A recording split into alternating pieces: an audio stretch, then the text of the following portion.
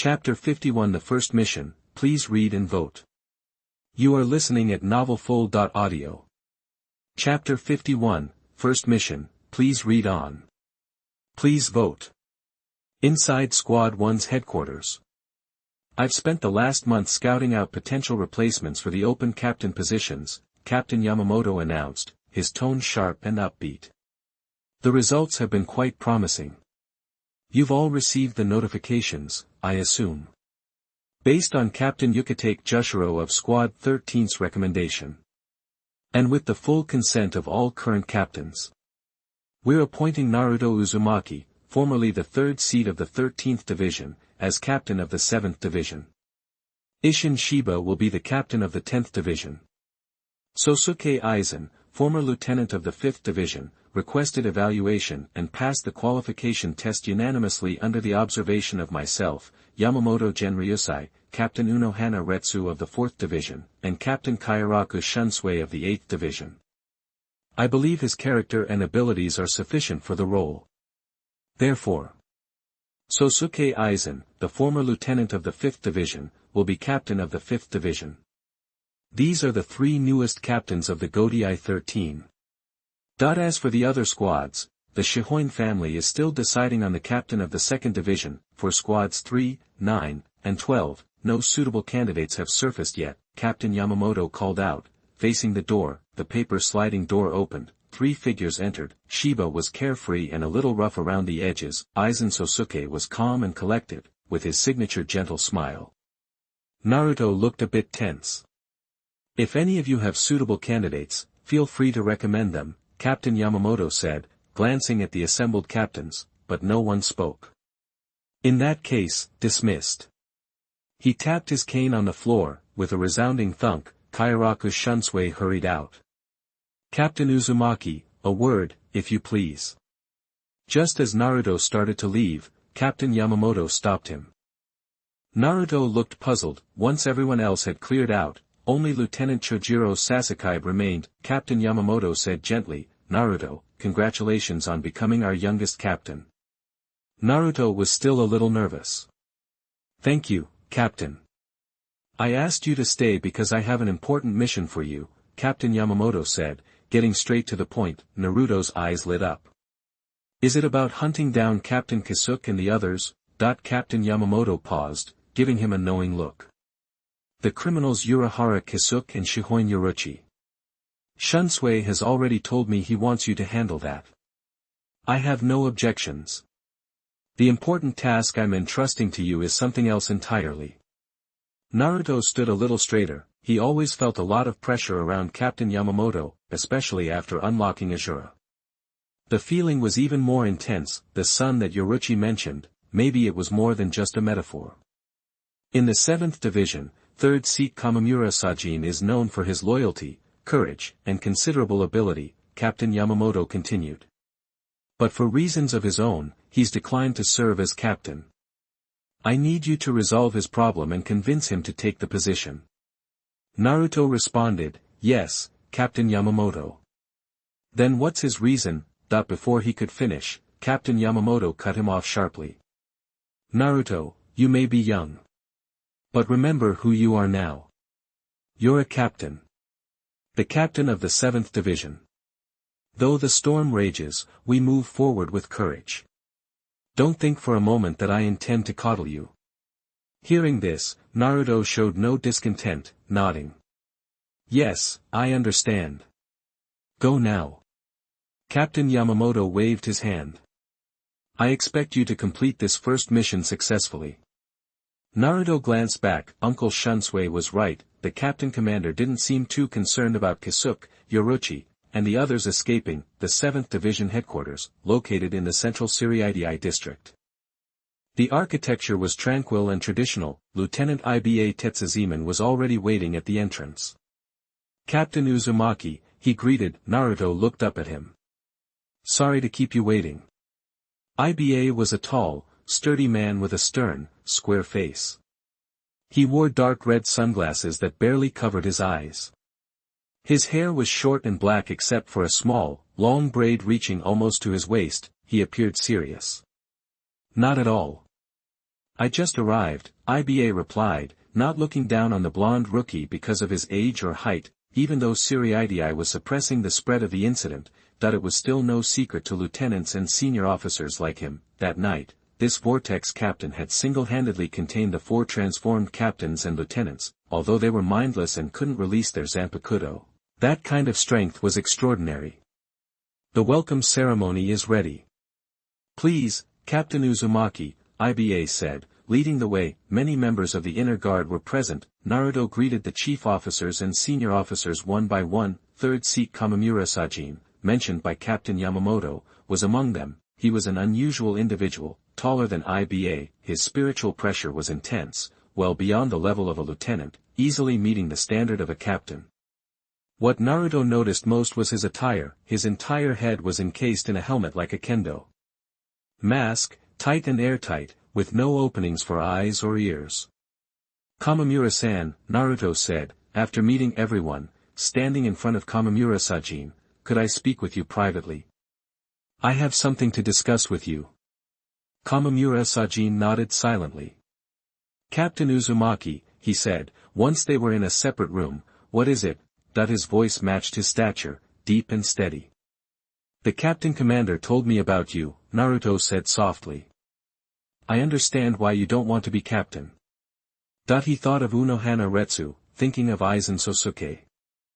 And remembering Shihoin Yoruchi on the tower that day, he awkwardly mimicked their expressions, trying to grasp their feelings at that time, extracting and using them now.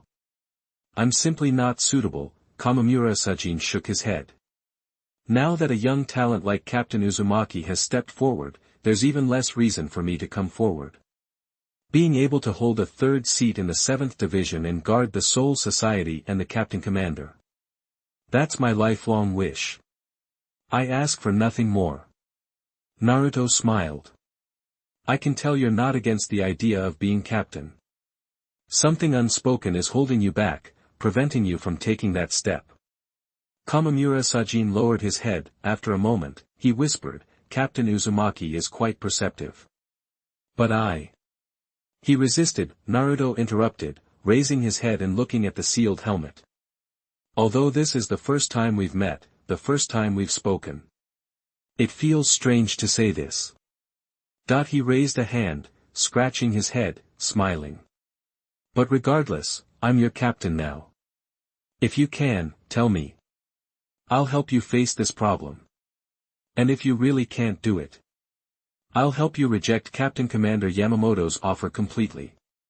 Kamimura Sajin's head dropped even further. Chapter 52 Naruto is very busy, please read and vote for me. You are listening at novelfull.audio.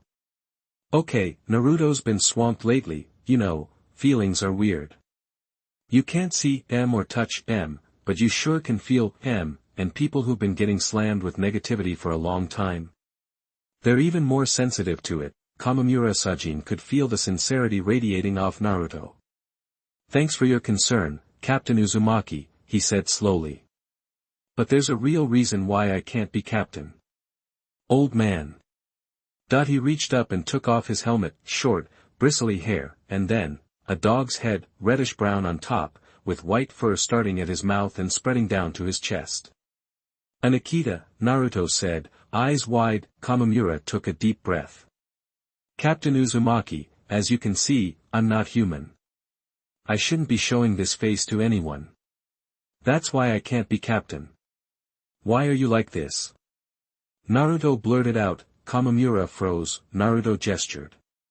No offense, it's just, I've never seen anyone like you in the Soul Society.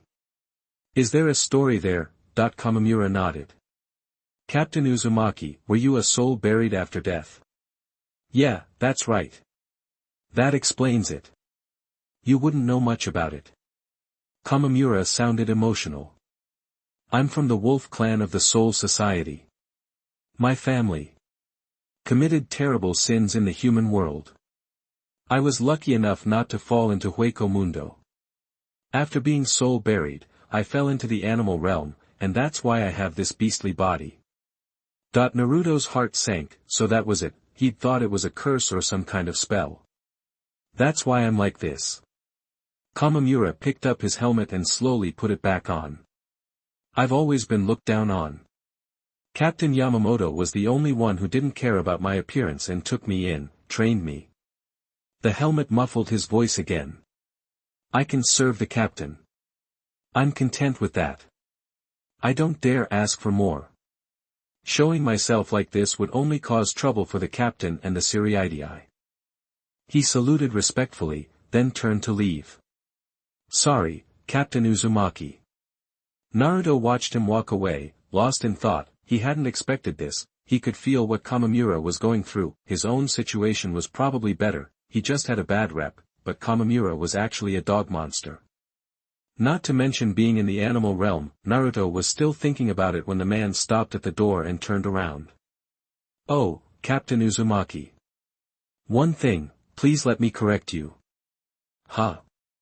Naruto said. Kamamura said solemnly, I'm a wolf. Not an Akita.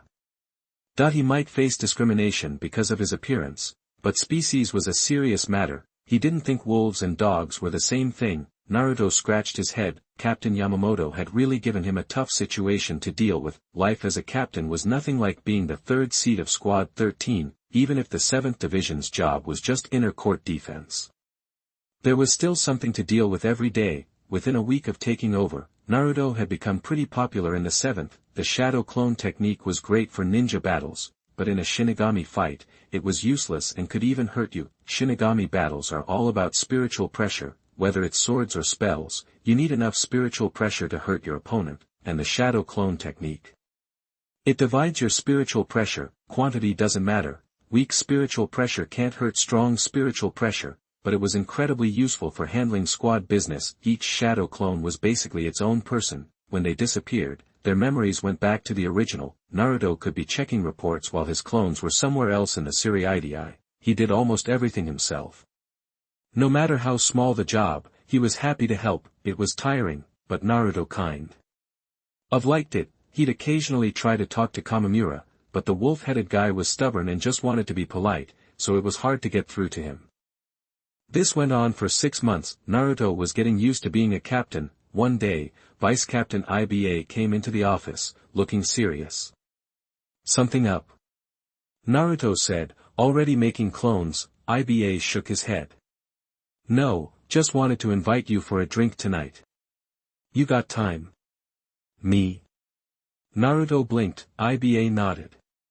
Sure, sounds good, Naruto said with a smile. He kept his hand up and made 2 more clones. He had to get things done since he'd be out later. Iba looked at Naruto, sighed, and left. That night, in an izakaya in the Seriidii shopping district. Naruto had been to places like this before. Back in Konoha, he and Iruka would go looking for Jiraiya, but Seriidii izakayas were different, quieter. Not so much sex appeal. Captain Uzumaki, over here, Iba said, standing up. Naruto walked over. There were more people than he expected. Iba was there, so were Kairaku Shunsui and Shiba Ishin, the captain of the 10th, and a busty, orange-haired woman. Naruto, long time no see, Kairaku said. Naruto nodded apologetically. Been busy with squad stuff. Haven't had time to visit, Captain Shunsui. Don't make me sound like an old man, Kairaku said, picking up his cup and tapping it on the table. But I'm surprised you said yes to Iba. Shiba laughed and scratched his head. Does Captain Naruto even know how to relax? If I came here, Kaien would get on my case. Naruto smiled and sat down, holding his wine glass awkwardly. Captain Naruto, I'm Matsumoto Ranjaku, 5th seat of the 10th division. Just call me Ranjaku, the orange-haired woman said cheerfully. This Captain Naruto's first time at an izakaya. Naruto shook his head.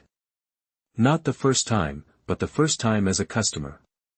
You should learn from Captain Shunsui, Matsumoto said, throwing an arm around Naruto. She took a sip of wine. Don't always stay in the office. Come out and chill with everyone. Iba's been complaining that you work too hard and make the rest of the squad feel useless. Kairaku smiled and gave Naruto a light wine. Relax, Naruto. It's good to be hands-on. The old man would love a captain like you. But a captain who's too responsible can create distance between himself and his squad. He looked at IBA with a smile, P.S. Let me explain, the release language mentioned above is indeed very problematic, here it has been changed to howling and mourning, singing songs of compassion, turning anger, nine-tailed Azura, Tai goes to bed early. There is also a class teacher. Thank you to the head teacher for being the leader, kiss. Thanks to Yuanqing Temple, flowers bloom and fall 1, big sister, Otashang, Hongyang, Wonton 7, loneliness is more comfortable than loving her. Carry. Chapter 53 Captain. Dignity. Please read and vote. You are listening at novelfull.audio. Chapter 53, Captain. It's about respect. Keep reading, please. And vote. Naruto sipped his drink, it was light on the alcohol and tasted kinda sweet, basically, kid's fruit wine. Look, I'm the captain, and I know my stuff, he said calmly. I'm just doing what needs doing. That's not the point, Shunsui Kairaku said, grabbing Naruto's head and twisting it around. Naruto's gaze landed on Katsubakeman. Haven't you noticed the grumbling from your team? Kairaku Shunsui continued. Lieutenant Kotetsu set up this little get-together to talk this over with you. Kotetsu nearly dropped his drink, even his sunglasses couldn't hide his shock. What was Captain Commander Kairaku thinking? Just blurt it all out like that. Was he trying to get him killed? He racked his brain, trying to remember when he'd ever ticked off Kairaku. Ha ha ha. Kairaku Shunsui chuckled, pleased with his little prank. Lighten up, Lieutenant Kotetsu, Naruto's a good kid, he doesn't have some fragile ego you need to worry about. He'll listen. He cares about what you think, too. Kotetsu looked at Naruto, the blonde kid wasn't angry. He was looking at him seriously. Are you really unhappy with how I've been doing things? Kotetsu scratched his head. To some extent, yeah. Captain Naruto takes on too much. We may not be as strong as you, but we're still part of Squad 7. We want to pull our weight. Kairaku Shunsui patted Naruto on the head. You're the captain, not their babysitter, if you do everything, what's left for them? Isshin Shiba set down his glass, looking thoughtful. The captain wants to see a perfect team, sure. But people need to learn. They screw up, they get hurt, but that's how they get stronger. We captains. We're not supposed to carry them when things get tough. We patch them up when they fall, then watch them get back on their feet. Is that your excuse, Captain, for kicking back and letting us handle everything? Ranjaku Matsumoto complained. Shiba just laughed it off. Naruto, you're burning yourself out, Kairaku Shunsui said, swirling his wine. You need to learn to chill out, in a place like the Siriidii, being too uptight isn't good. Kotetsu downed 2 glasses of wine, his face flushing. That's from a captain's perspective, from our side, it's different. The captain insists on doing everything himself. Even the little stuff that doesn't matter. It makes us look useless. He paused, looking at Naruto. Captain Naruto, do you know what captain means to us? Naruto shook his head. It's respect, Kotetsu said, setting down his glass with force. It's the respect we'll defend with our lives. That's our value as a squad. Naruto looked surprised, it wasn't the answer he was expecting, respect, an odd way to put it. But I've only been your captain for 6 months, Naruto said quietly. Am I really worthy of that, just because of my title? Kotetsu laughed. Captain Naruto, you're missing the point, we respect you, not because you're the captain of Squad 7. But because you're Uzumaki Naruto. And Uzumaki Naruto happens to be our captain. Naruto held his glass, they respect him just because he's Uzumaki Naruto. His position as captain didn't matter that much. Another surprise, Ranjaku Matsumoto picked up her glass, glanced at Isshin Shiba, and sighed. We're jealous of Squad 7. Everyone says how great it would be if captain was Uzumaki. Shiba chuckled and scratched his head, Kairaku Shunsui nodded. I hear my squad saying the same thing, Naruto, you're a damn good captain. With such a great captain, we're under a lot of pressure, Kotetsu said. But that's what motivates us. If we can't keep up with the captain, that's on us. He looked more serious. What we need is encouragement and experience. Not to be babied and have everything done for us. Kotetsu slammed the table. Besides, you're younger than us, Captain Naruto. Kairaku Shunsui sipped his wine. There's a real problem here, Naruto. Naruto looked over.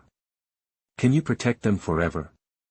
He asked casually. Naruto frowned, hesitating before shaking his head.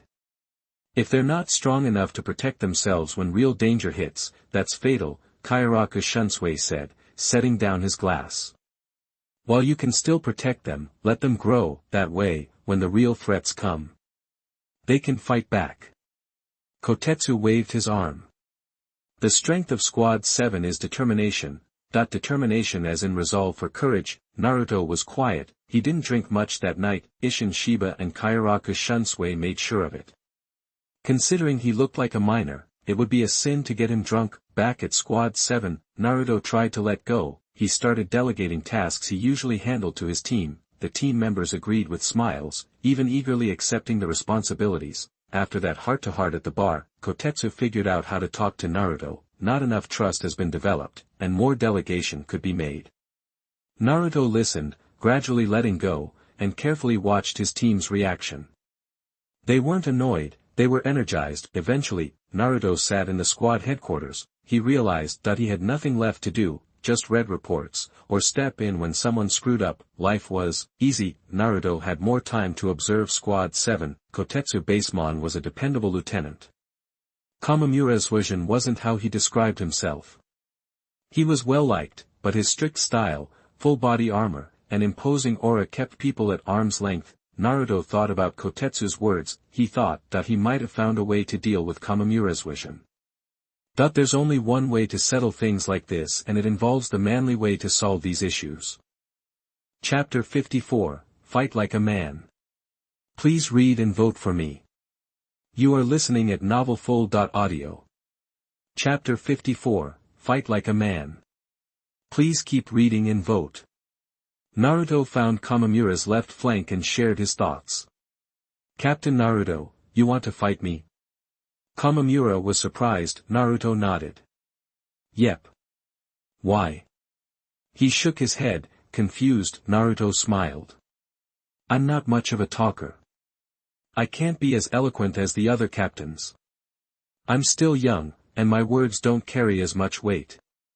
I can't convince you with words. But Eamon taught me something during this time. And that's to trust the people close to you. Naruto tilted his head, looking at Kamamura. Suozhen, you're clearly a good team member and a very responsible lieutenant. A lot of people on the team look up to you. But on this, you're being dishonest.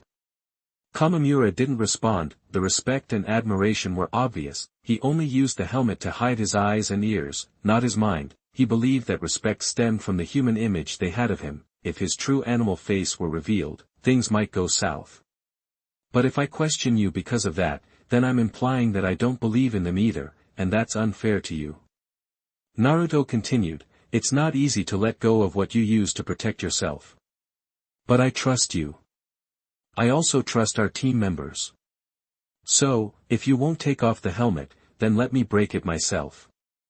I believe they won't dislike the lieutenant of the 7th Division, Kamamura's Wajen, just because of his appearance, especially when he's proven himself reliable and strong. And whatever the outcome, as your captain, I'll support whatever you decide. We need to see it for ourselves to know how we truly feel. Kamamura remained silent. He thought for a moment and nodded. Captain Naruto, I accept. It wasn't easy for two strong guys with captain-level spiritual power to fight inside the Siriidii. Especially with Naruto's request, permission to use Bankai. Naruto hadn't learned it yet, but Kamamura had already mastered it. That was even more of a headache. Captain Yamamoto readily agreed. The Central 46 hesitated but reluctantly agreed under pressure from the captain, but requested that at least 3 other captains be present, just in case. Word of the duel spread fast.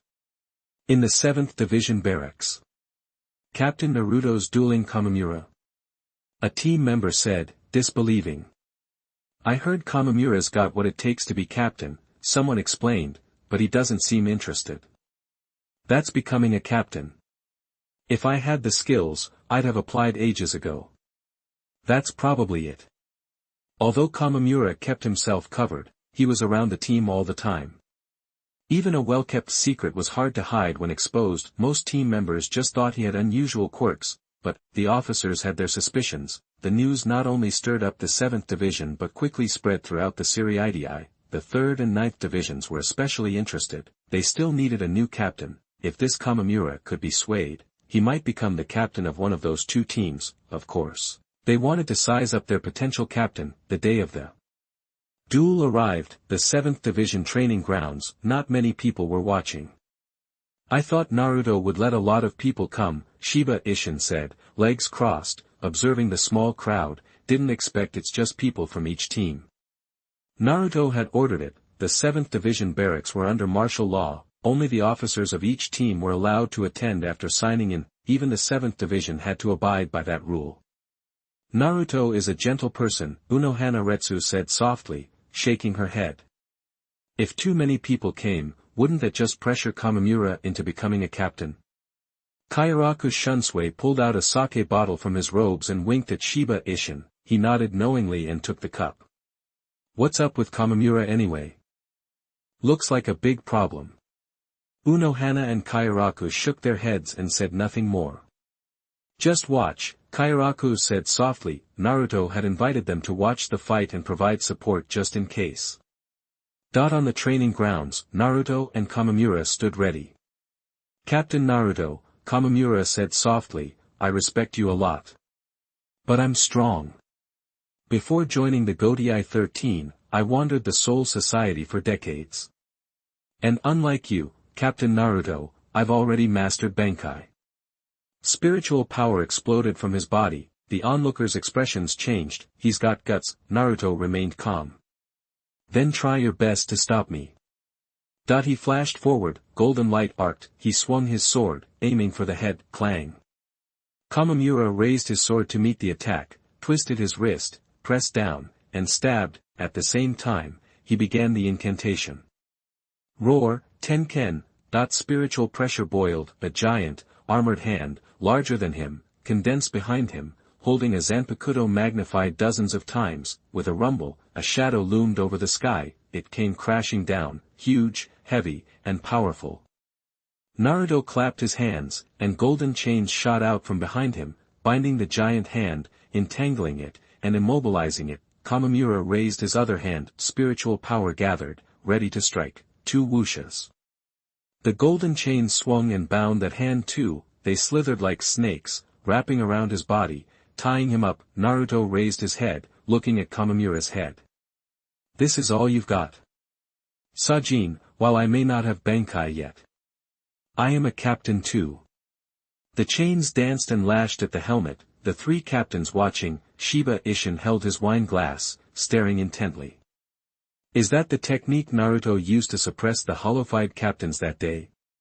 Impressive. Unohana said softly, Naruto has improved again. But this Kamimura's power is a surprise. They knew he had the potential to be a captain, but his true strength was greater than they'd thought. Kamimura's spiritual power was 3rd class. But among the 3rd class, it was already outstanding. Maybe in a few decades, he could grow to the 2nd class. Very talented, no wonder the captain cares about him so much. If I didn't release it, I might be suffering from Naruto's attack. Kairaku said softly, but Naruto hasn't released his yet. I heard that his 2nd sword can amplify ghost spells. As they talked, the golden chains approached the helmet. Kamimura lowered his voice. Captain Naruto. This isn't all I've got. He gripped his sword. Spiritual pressure surged like a volcanic eruption. Bankai. Kakujo Tengen Myo. Thanks to Sufanjushang, Taiyangsu Anduin, Songwensi, Motorcycle Descendant Jiafu, I promise you a lifetime. Book friends with the last number 5766, and book friends with the last number 9090 for their rewards. Chapter 55 Captain Naruto is not a man who is not good at speaking. Please read and vote for the Mon. You are listening at novelfull.audio. Chapter 55, Captain Naruto's got away with words. Read and vote. Bankai unleashed, the spiritual pressure spiked, warping the air, a colossal figure rose, magnificent and imposing, it shattered the diamond barrier, sending chain fragments flying. Naruto stopped, gazing up. This asterisk was the ultimate Zanpakuto release, Bankai. He'd never seen anything like it, it was truly awe-inspiring.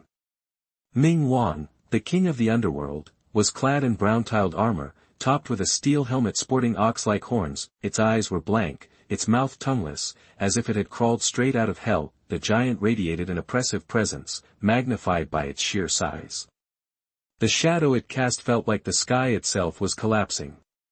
"Captain Naruto, watch out!" Kamamura Sajin called, his voice tight. He leaped, taking his place on Ming Wang's chest. He raised his sword. Ming Wang mirrored the action, then, it swung down. The wind howled, a deafening roar that threatened to tear eardrums, but the swing wasn't much faster, just more powerful. With a wider reach, Naruto dodged easily, drawing his own swords, one long, one short, one red, one gold.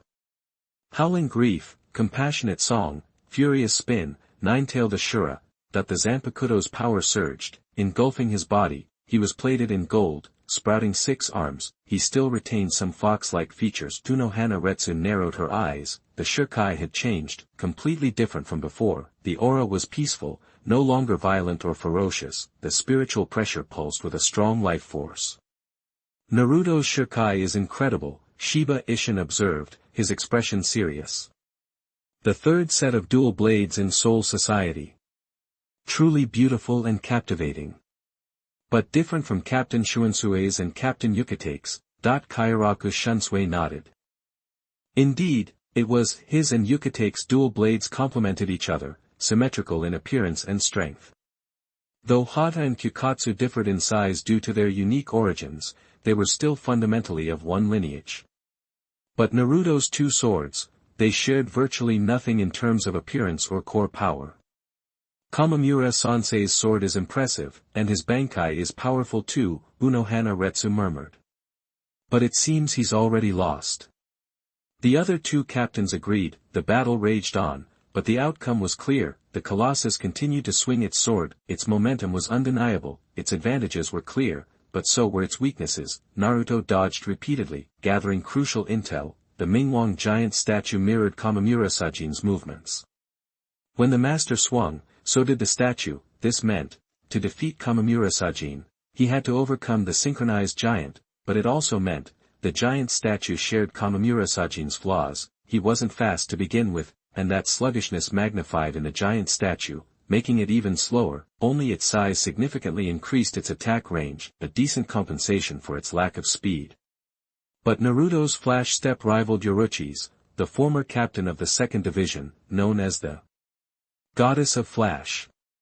And though Kamamura Sajin's spiritual pressure amplified after Bankai, it wasn't enough to overwhelm Naruto, slow him down, or immobilize him. Naruto could flash step out of range in an instant, no matter the size, no matter the power. If it didn't connect, it was useless. Most importantly, Naruto initially thought the armored Mingwang was meant to protect Kamamura Sajin, but he quickly realized the life force of this magnificent giant was linked to Kamamura Sajin. The injuries it sustained would be mirrored onto its master. In a life-or-death battle, he wouldn't even need to attack Kamamura Sajin directly, destroy the armor, and he'd effectively kill Kamamura Sajin. Naruto clapped his hands together.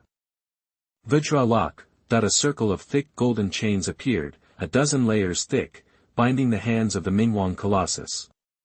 It struggled fiercely, the chains strained, groaning under the pressure, but amplified by the power of Ashura, they held strong, barely holding. Kamamura Sajin, unbound, raised his hand, ready to swing his sword to break free. The golden chains surged again, binding him as well. The Mingwang Colossus struggled harder, snapping several chains. At that moment, a bolt of white lightning flashed. Hado 4, White Lightning.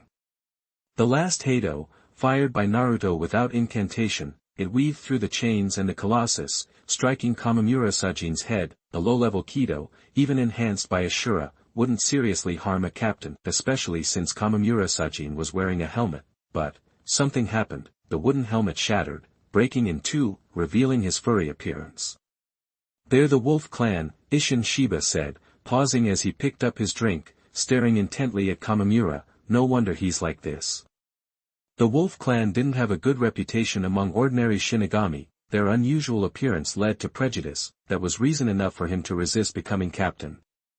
"Naruto's approach is a little blunt," Kairaku Shunsui said, glancing at the crowd and smiling as he drank, "but effective." Unohana Retsu murmured, "We have another reliable colleague." The origins of the human wolf clan were considered impure. But, those things paled in comparison to real sin. How many captains were without sin? Yuzawali lowered her head, looking at her sword. The Colossus King Ming broke free of the Vajra lock, but Kamamura stopped attacking. He stood in the air, holding half of his helmet in his hand. "Kamamura, turn around boldly," Naruto said, looking at the other officers. "Let's see their reaction." Kamamura took a deep breath and turned. The officers of Division 7 cheered. "You did great, Kamamura. Your Bankai is strong and courageous. I didn't know you were so powerful." That the officers of other divisions were more reserved. The members of the 3rd and 9th divisions looked up with admiration. Of course, there were some who frowned or openly displayed hostility, but they were a minority, a vast difference from what Kamamura expected. "I'm not that annoying." Kamamura swung his sword, withdrawing the power of his swastika. Naruto sheathed his sword, asking, "Why do they hate you? You're a good person. And you'll be a good captain." Kamamura whispered, "Is that what Captain Naruto wanted to tell me? That some would always hate him for his appearance, but more people would respect him for who he was and for his strength." "Captain Naruto," Kamamura landed, bowing to Naruto, "I accept the position of captain." He was willing to concede, even though he hadn't made an agreement with Captain Naruto. This was a good reason to convince himself, and thanks to Captain Naruto, he saw things differently. Naruto grinned, Kamamura grinned too. Captain Naruto was more articulate than he let on. Chapter 56 Where is the Sun? Please read and vote. You are listening at novelfull.audio. Chapter 56 Where's the Sun? Naruto gave Captain Yamamoto his report. 6 months, Captain Yamamoto said evenly. I figured you'd be faster. Naruto lowered his head. But honestly, you've done better than I expected. You're a capable captain, Naruto. He continued, go tell Kamamura. He can start getting ready to take over the 9th division. Naruto blinked, surprised. No assessment, that the captain countered, didn't you just give him his assessment? Retsu, Shunsui, and Captain Shiba all vouched for him. And you're not happy with how Kamamura performed? Naruto shook his head. Of course he knew Kamamura had what it took, he was a great leader and strong on his own, he just hadn't realized. The captain saw his say-so as the final approval, that's captain-level thinking. Another lesson learned, Naruto passed the word to Kamamura, he was thrilled, the 9th division was a good fit. It's where he met Tozen Kaname, his first friend, who was currently acting as the 9th division's lieutenant. 7 years went by. Finally, they announced who'd be taking over the 2nd division, a member of the Hong family, a low-ranking noble family that was tied to the Shihoin clan, and the 12th division got filled by Niruyuri, the former 3rd seat and deputy director of the Technology Development Bureau. Naruto didn't care for that guy. Urahara Kisuke thought he was brilliant, only second to me in smarts.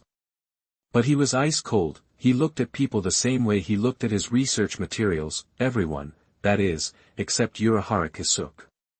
Everyone else got the same study and experiment stare. No wonder he ended up in the maggot's nest, the prison for dangerous people who might threaten the Suriidii. Kuchiki Byakuya was now in the 6th division. His grandpa was the captain, and his dad was the lieutenant. Ikamaru Jin, another rising star, was promoted to lieutenant of the 5th division. Word was, they were both starting to learn Bankai so they could become captains someday. The whole captain's hollow thing was pretty much forgotten. Naruto, the guy who'd chased down Urahara Kisuke and Shihoin Yoruchi, should have been the one figuring out what really happened. but Central 46 kept shutting him down. Every time Naruto tried to dig into the files, they'd order him to stop. He kept an eye on Aizen Sosuke, too, but nothing. Aizen was still Mr. Nice Guy. Treated his squad well, worked hard. Even as a captain, he kept his promise to Dean Haoka.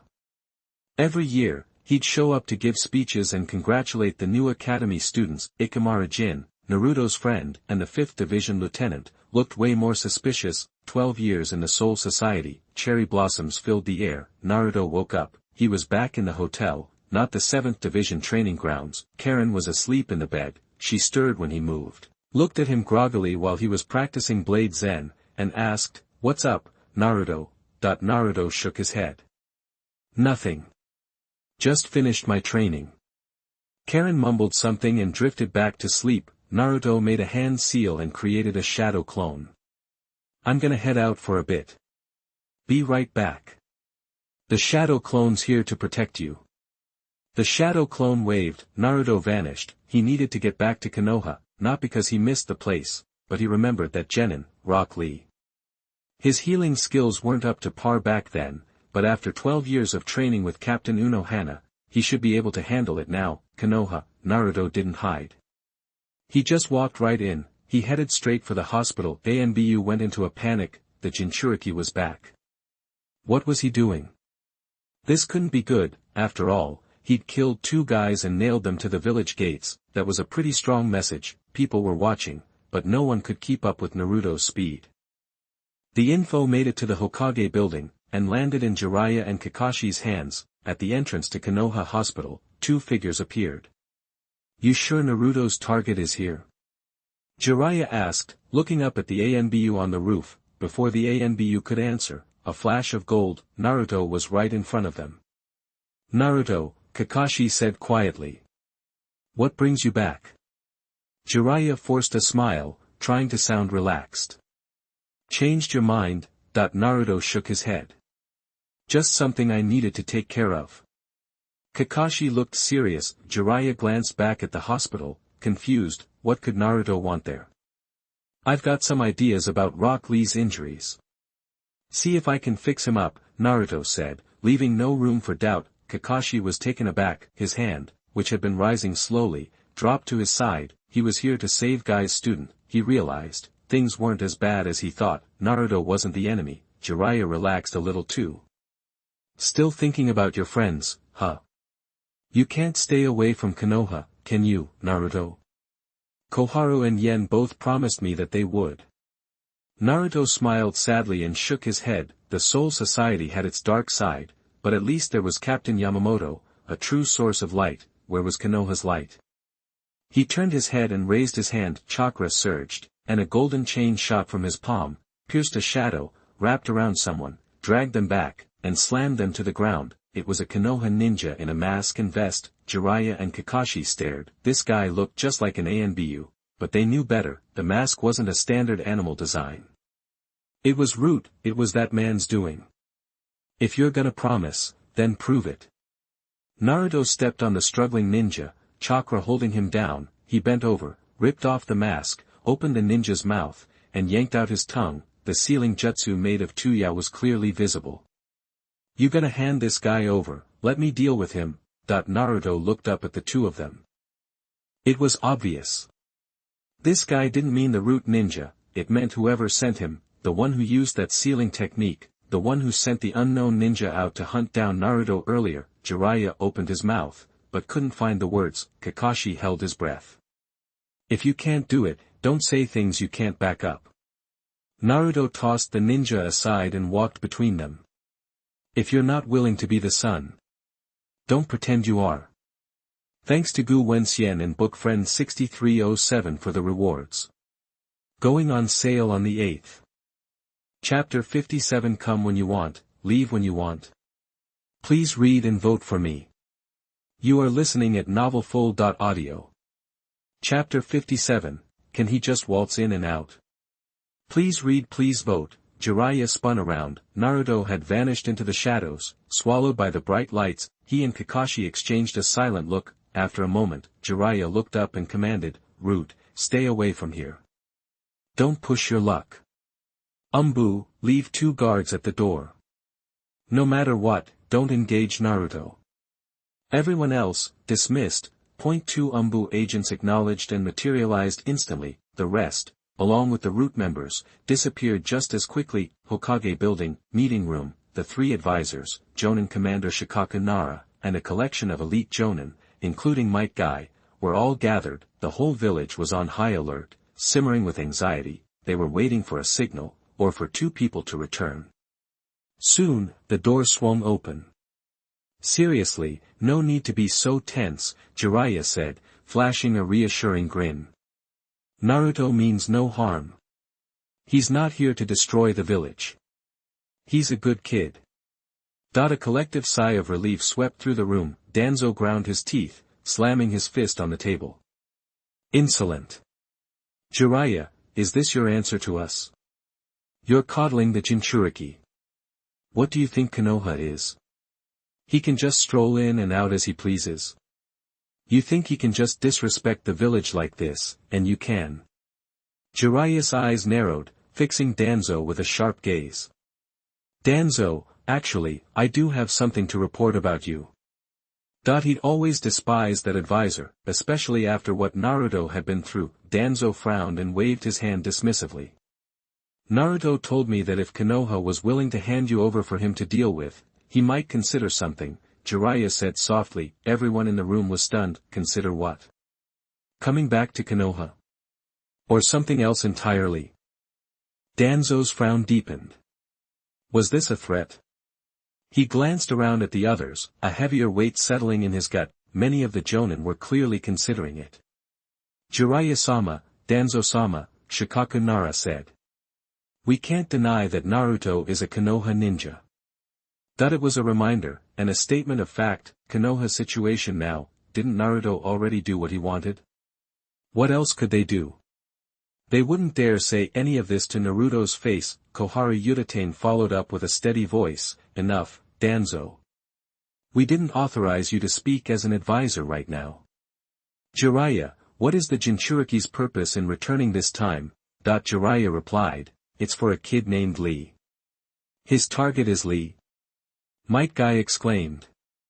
He's here to heal Lee, Jiraiya explained, his tone gentle and reassuring. Kakashi's keeping an eye on things. Don't worry, nothing will happen. Might Guy nodded, trusting his friend implicitly. Is a genin's illness worth the Jinchuriki rushing back? Hamura Mitokado wondered. Could he have other motives? Might Guy shook his head, his voice somber and uncharacteristically subdued. Lee's in trouble. Konoha doesn't have the means to treat him right now. Naruto came by once before, and he was already making preparations then. Koharu Uchiha was surprised. Even Konoha's medical ninjas are helpless. Konoha's medical ninjas were among the best in the world, thanks to the medical ninja initiative spearheaded by Tsunade, one of the legendary Sannin. Even if it wasn't fully implemented, Konoha had developed a solid medical ninja training system. Lee pushed his forbidden technique too far. Bone fragments are lodged in his nervous system, Might Guy said, clenching his fists. Konoha's medical ninjas can't do anything. They said. Maybe only Lady Tsunade's return could cure him. Tsunade, the pinnacle of medical ninjutsu. Does the Jinchuriki have this ability? Koharu Uchiha asked. No one answered. Jiraiya frowned, lost in thought. Before, he'd have given a definite no.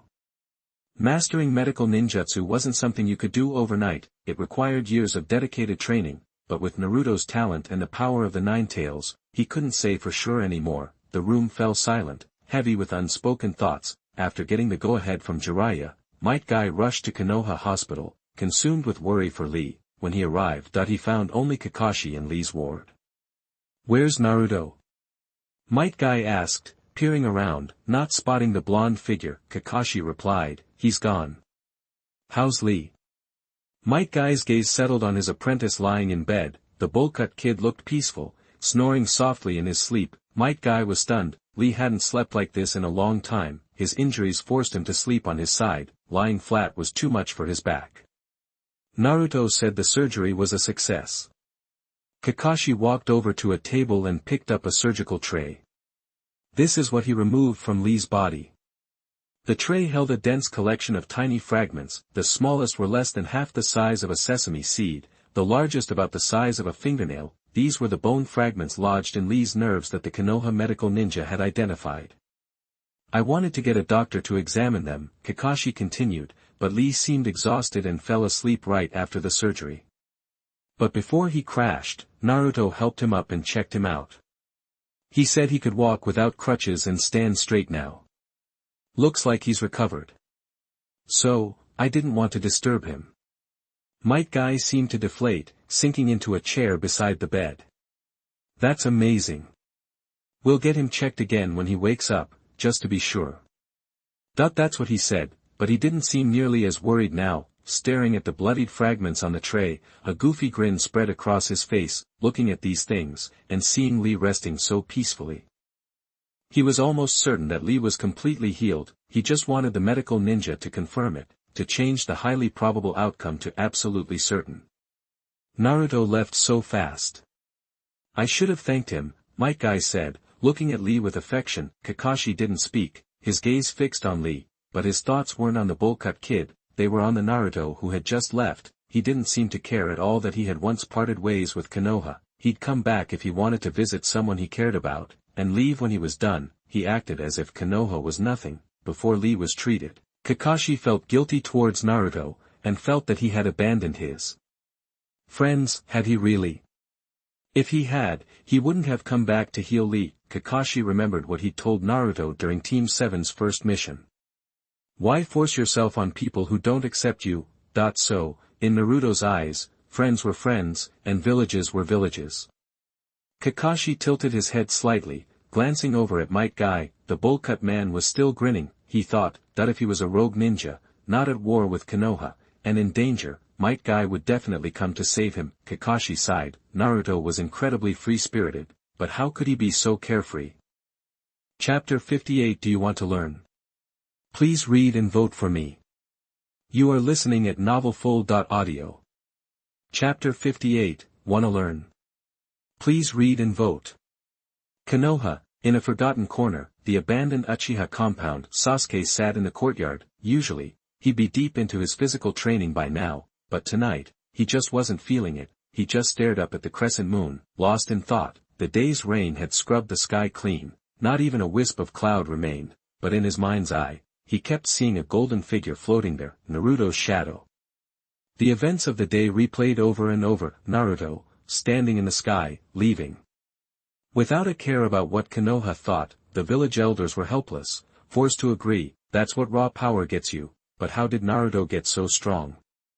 Even if he evolved his Sharingan to 3 Tomo, he doubted he could ever catch up. He scowled. Suddenly, he snapped his head around, focusing on a shadow lurking nearby. Who's there? Show yourself. Sasuke, your senses aren't half bad. A figure in a black robe emerged slowly. You found me quick. Sasuke jumped to his feet, kunai drawn. It's you. Kabuto.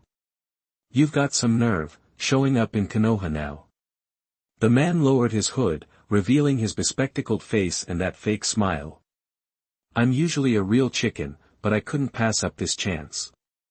Everyone in Konoha is totally focused on that one person right now. That asterisk person. Sasuke's mind raced through a few names. Finally, he settled on the right one.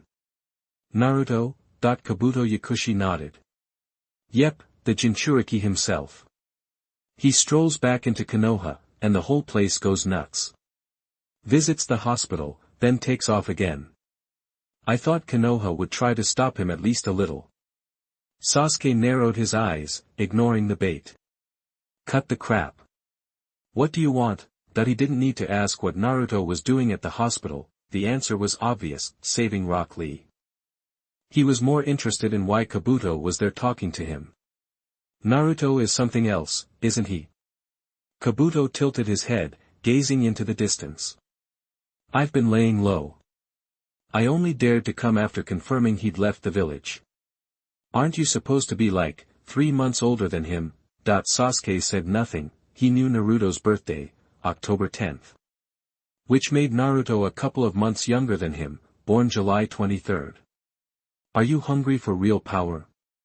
Kabuto turned back, a smile plastered on his face. Sasuke lowered his kunai, but kept his stance alert. Jinchuriki. That's all anyone calls Naruto. Is it because he's a Jinchuriki, because of that demon fox sealed inside him, that he got so strong? Kabuto chuckled softly. You're so naive, Sasuke. That punk Gaara from the Sand Village is a Jinchuriki too. But the difference between him and Naruto.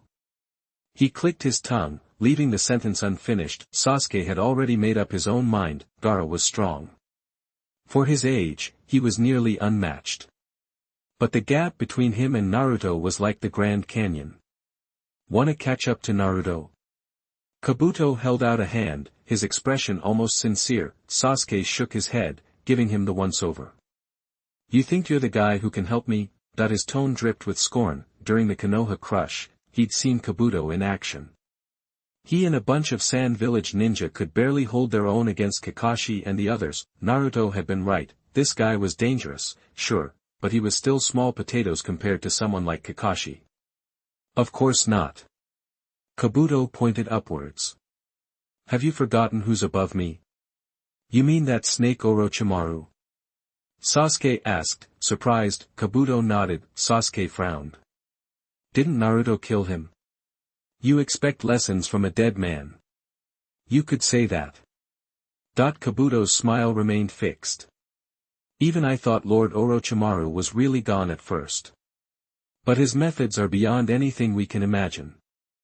He remembered returning to Orochimaru's hideout, bringing the news of his death to Orochimaru's right-hand man, but the man calmly stated that Lord Orochimaru wasn't dead and instructed him to bring Sasuke back, preparing for Orochimaru's resurrection. Kabuto grinned, his smile laced with contempt. After a pause, he continued, death is just an illusion. After all, death is an easier pill to swallow than ending up captured by Konoha. Sasuke's expression tightened. Orochimaru wasn't dead.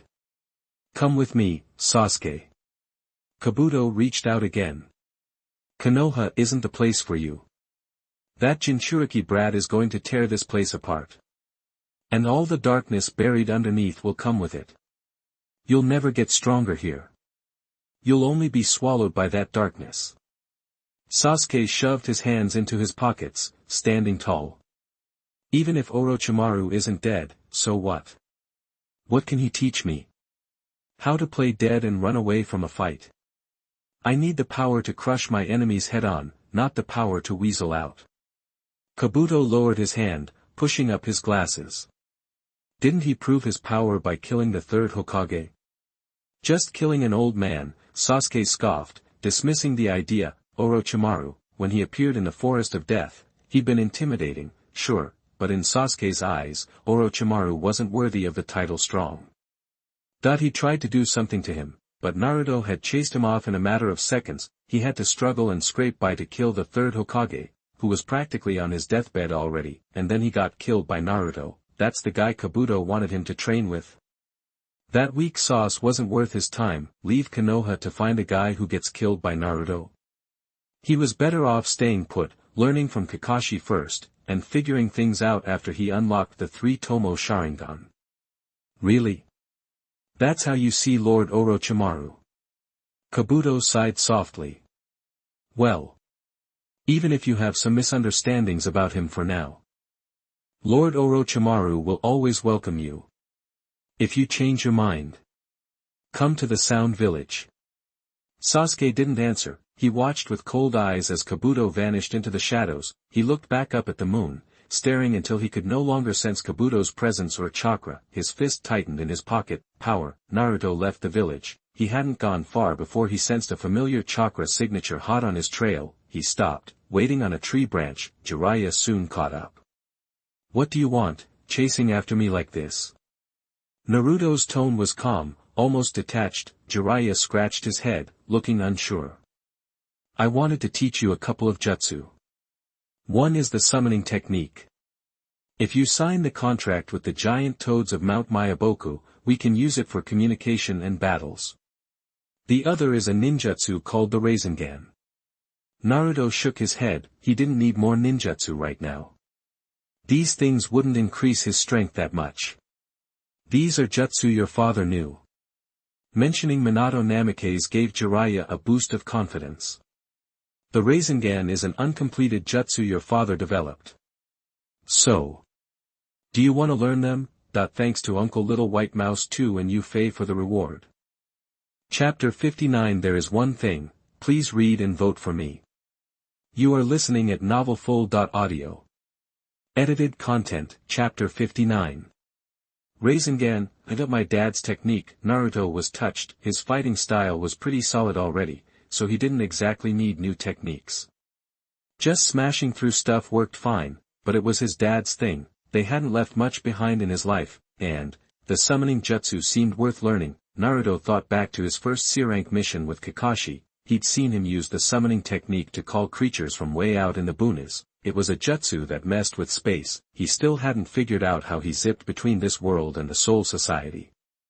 Spacetime Kido were forbidden techniques, and it wasn't a Kido, so he couldn't learn it in the Soul Society. Wuling Tensai was a good lead.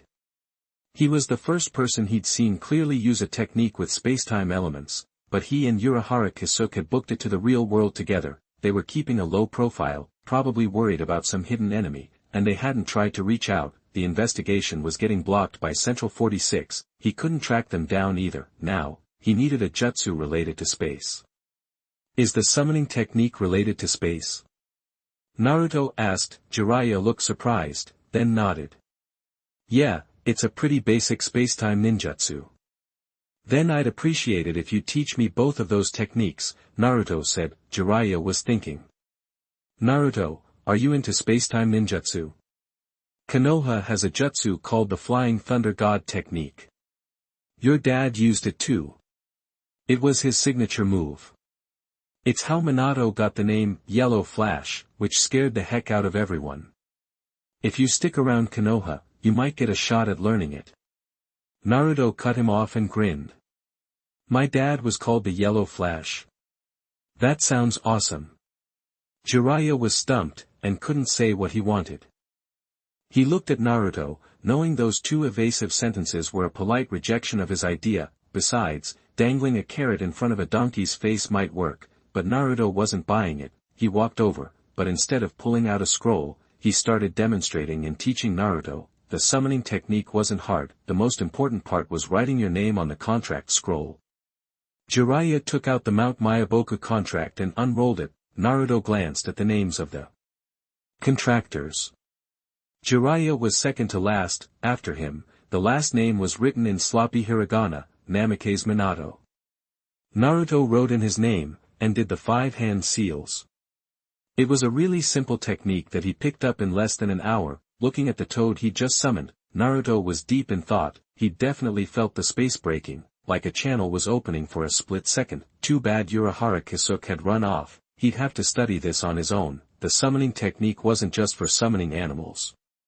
Inanimate objects worked too. Jiraiya even suggested that Naruto engrave the summoning technique on the handles of his double swords. If they accidentally slipped out of his hands during a fight, he could use the summoning technique to get them back. He could also use the summoning technique as a storage method, sealing stuff in a scroll and summoning it when he needed it. The second technique to learn was the Rasengan. A ninjutsu that didn't need hand seals. Looking at the blue ball spinning in Jiraiya's hand. Did you develop this based on the tailed beast ball? Naruto asked. The ball felt familiar. Jiraiya grinned and nodded. You got it, Naruto. You can tell right away. Minato developed this for Kushina. He paused, waved his hand, and the chakra dissipated. You can already walk on water, and even focus chakra to stand in the sky. That proves your chakra control is crazy good, way better than mine. But that's all static chakra use. The Rasengan is different. It needs chakra to flow. Let me stick around and show you how to work this thing. He stopped talking, his eyes fixed on Naruto's hand. Chakra was flowing in his palm, twisting in one direction, creating a faint breeze, but it was just on the surface, not even close to a ball. Naruto adjusted the chakra flow, controlling multiple streams at once. The wind got wilder, the airflow all over the place. Gradually, the chakra was contained, and there was almost a Rasengan taking shape. He put more power into it. After a few tries, a blue ball was floating in Naruto's palm. Like this, Jiraiya, he'd unleashed the tailed beast ball a bunch of times. After Urahara Kisuke had helped him transform into the four tails, he'd spent some time practicing the tailed beast ball. The Rasengan technique was based on the tailed beast ball. With that experience to build on, it wasn't that tough for him. Jiraiya just stared, speechless. He'd learned it that fast. He'd been hoping to spend more time with Naruto. Guess not, he'd only demonstrated it once, and Naruto had already figured it out. It had only taken him a little over an hour to learn. Awesome, Naruto, Jiraiya said, forcing a smile. You picked that up fast. Naruto dispersed his chakra. Thanks, Jiraiya. I'm gonna take off. He stood up, jumped into a tree, and was about to vanish. Jiraiya called out. Naruto. The blonde kid turned around. What's this about trying to find your parents? Jiraiya asked, finally saying what he was really thinking. Minato and Kushina are dead. Where are you going to look for them? Naruto's voice was soft but firm. I know they're dead. But isn't there a god of death in this world? Then there has to be a place that holds the souls of the dead. That's where I'm going. Jiraiya was stunned. The god of death. Where'd you hear about that? I saw the third Hokage use a technique called the Reaper Death Seal with my own eyes, Naruto replied. He summoned the god of death and sealed his own soul and the souls of the first and second Hokage. That death god. You can see it. Jiraiya frowned, his face darkening. Where did you make a contract with that thing? Naruto looked over. I didn't make a contract with it, but for some reason, I can see it. You know about that technique too, Jiraiya? Then teach me, okay? Jiraiya asked, you really didn't make a contract? Naruto nodded. Really? That's good. Glad you're not mixed up with something that dangerous, Jiraiya said, sighing with relief. As for that technique. Sorry, Naruto. I don't know it. The third Hokage died. The only record is probably in Konoha. Naruto wasn't fazed. Jiraiya hesitated and sighed. You want to leave Konoha and make your own way. You're set on it. I can't stop you. Naruto, you're mature and strong now. So, there's something I think I need to tell you. Chapter 60 Uchiha Madara, please read and vote. You are listening at novelfull.audio. Chapter 60 Uchiha Madara. Dawn was breaking, and a thick fog hung in the air after the morning rain. Two figures in black robes with red cloud patterns stood on the wall, gazing down at Konoha. Doesn't look like they did much damage, the taller of the two said. I was hoping for more of a show. He had a distinctive fishman appearance, with gill-like markings on his cheeks and high cheekbones. The shorter one remained silent, his eyes glowing with the twin scarlet Sharingan. Why are we even here in Konoha? The taller man asked, turning his head. Didn't we get intel that the Nine-Tails Jinchuriki left Konoha to train and get stronger? Maybe you just wanted to take a peek at home. Itachi, you still have a soft spot for this old village. Uchiha Itachi shook his head, his expression blank. Nah, not even a little. But, Kisame, if you were calling the shots in Konoha, would you let the Jinchuriki run around at a time like this? Kisame raised an eyebrow. Hell no. The Hokage just bit the dust. It's practically begging for a war. Jinchuriki are living weapons, plain and simple. Ah.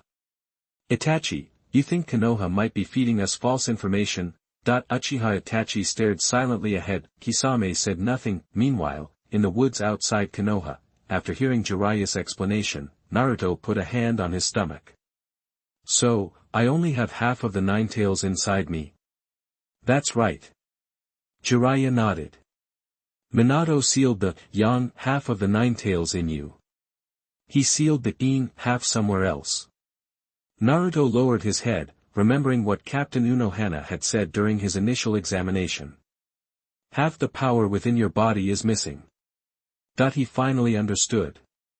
She wasn't talking about wielding two swords, she meant half of the Nine-Tails' power was gone, making him incomplete. Jiraiya looked at his hand. Naruto, how much control do you have over the Nine-Tails' power? Naruto whispered, maybe around Seven Tails level. Seven Tails. Jiraiya repeated softly. Okay, then contact me when you can completely control the Nine-Tails' power. Minato left behind a key. It was originally meant for Kushina. But things went sideways before they finished developing it. It's a technique that allows you to perfectly master the Nine-Tails' power. Naruto nodded absently. But why did Dad only seal half the Nine-Tails' power inside me? And that technique? Since Mom was also a Jinchuriki, he must have known how much it sucked to be one. Was it so he could leave something to protect the village? Jiraiya was silent for a moment. Minato wasn't that kind of guy. He considered his words carefully. He would never sacrifice his own kid for the sake of the village. If he did it, he had a damn good reason. Here's what I think. Jiraiya paused, adopting a serious tone. Kushina was from the Uzumaki clan. She was a master of sealing techniques. Even if childbirth weakened her that day. As long as Minato was there, there's no way the Nine-Tails could have broken free. And yet, the Nine-Tails still escaped. That doesn't add up. My guess is, someone interfered. Naruto narrowed his eyes. You mean someone did it on purpose? Someone released the Nine-Tails? Just a hunch. Jiraiya shook his head. Naruto didn't respond. He sat down cross-legged and dove into his inner world. There was no point in guessing, the source could provide the answers. You heard what Jiraiya-sensei and I were saying, right? He cut straight to the chase, his tone slightly agitated. What happened the day I was born? Someone manipulated you and broke Mom's seal. Punk. The Nine-Tails growled. Watch your mouth. Tell me the truth. Naruto demanded. The Nine-Tails sneered. Why the hell should I? Naruto clenched his fists, golden chains surged and rattled. Not this again. The Nine-Tails shrieked. You Uzumakis, why are you always like this? It met Naruto's gaze, his eyes were impatient and resolute, the golden chains pulsed, but this time, they didn't try to bind or suppress, just a threat. There was no malice behind them, but the message was clear.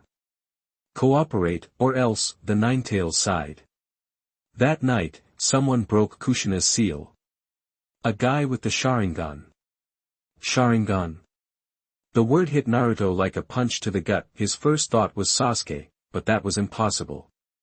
Sasuke was just a baby at the time, only a couple months old. The Uchiha clan was behind it. Naruto unclenched his hands and retracted the golden chains. I was extracted from Kushina's body, the Nine-Tails continued. Then, I was mind-controlled by a pair of Sharingan eyes. It glossed over the mind-controlled part. And then? When I came to, I was sealed in the body of some brat like you. I tried to break free, but that fourth Hokage stopped me. The nine-tailed fox became noticeably irritable when it said the last sentence. It hated being sealed and imprisoned. I see. Naruto clenched his fists. Someone took advantage of Mom during childbirth, that he left his inner world. I just talked to the nine-tailed fox, Naruto said, looking up at Jiraiya. It said that a guy with the Sharingan took advantage of my mother's weakened state to break the seal, release it, and control it. Jiraiya's expression darkened. So someone was deliberately pulling the strings. Naruto raised his head, gazing at the bright sky. The Uchiha clan is gone. I know a bit about Sasuke. Now all that's left of the Uchiha clan are him and the guy he hates. Jiraiya clarified, that man is his brother, Uchiha Itachi, the one who massacred the entire Uchiha clan. Could it have been him? Naruto asked. Jiraiya shook his head. Uchiha Itachi is a genius, no doubt about it. But he's too young. When the Nine-Tails attacked, he would have been 5 or 6 years old, way too young to pull something like that off.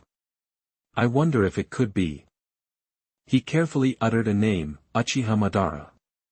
Who's that? Naruto asked Madara.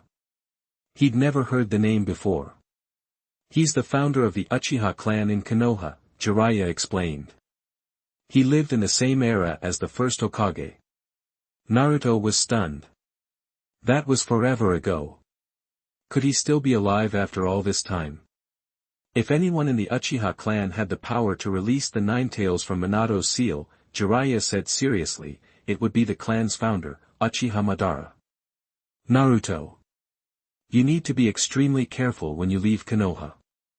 If that guy's done it once, he'll do it again. If you're ever in trouble, contact me immediately. I won't be late this time. Jiraiya clenched his fists, his expression and tone resolute.